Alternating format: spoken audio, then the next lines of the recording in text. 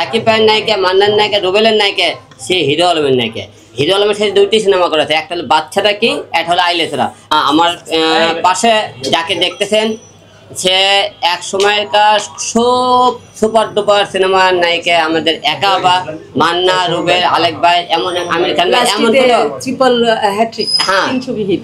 এবং এমন কোনো নায়িকা নাই, নায়ক নাই যে তার সাথে সাকিব ভাইয়ের সাথেও সিনেমা করেছে। আপনি সবাই জানেন সাকিব ভাইয়ের কিন্তু নায়িকা অনেকে জানেন কি জানেন না আমি জানি না, অনেকে হয়তো না, এখনকার ইয়াং জেনারেশন অনেকে হয়তো অনেক কিন্তু পর্দার বিরতি যেহেতু সে তো অনেকে হয়তো জানে না সে সাকিব ভাইয়ের নায়িকা ছিল কিনা। সাকিব ভাইয়ের সাথেও কিন্তু সে সিনেমা করেছে। সাকিব ভাইয়ের নায়িকা, মান্নার নায়িকা, রুবেলের নায়িকা, সে হিরো আলমের নায়িকা। হিরো আলমের সাথে দুইটি সিনেমা করেছে, একটা হলো বাচ্চাটা কি, একটা হলো আইলেসরা। আপনি জানেন একা পর বাচ্চাটা কি কিন্তু কিছুটা আগে রিলিজ হয়েছে।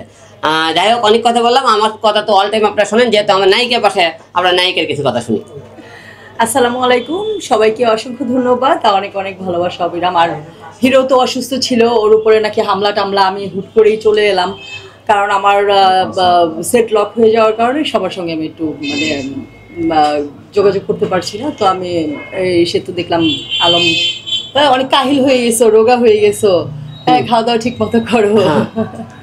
ঠিক আছে, আমরা প্রশ্ন তো এই আর কি। তো সাংবাদিক ভাইরা সবাই কেমন আছেন? একটা কথা জানতে চাচ্ছি, জি, এই যে বারবার হিরো আলম ভাইয়ের উপর এত হামলা, এই বিষয়টা আপনি কেমন দেখেন?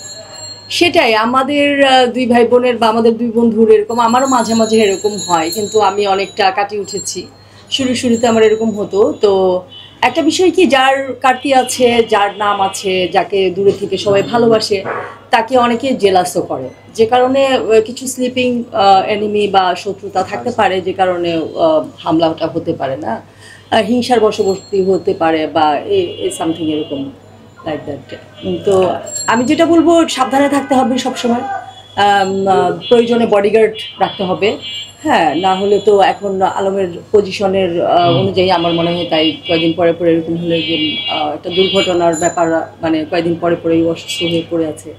হ্যাঁ, আমি তো দেখে অবাক, আমি একদম ফেসবুকে দেখে আমার চোখে পানি এসে গেছে, কান্না পেয়ে গেছে। আমি হা করে আছি। তারপর আমার মানে পাশ থেকে একজন বললো, কি হয়েছে আপু? আমি অফিসে ছিলাম তখন।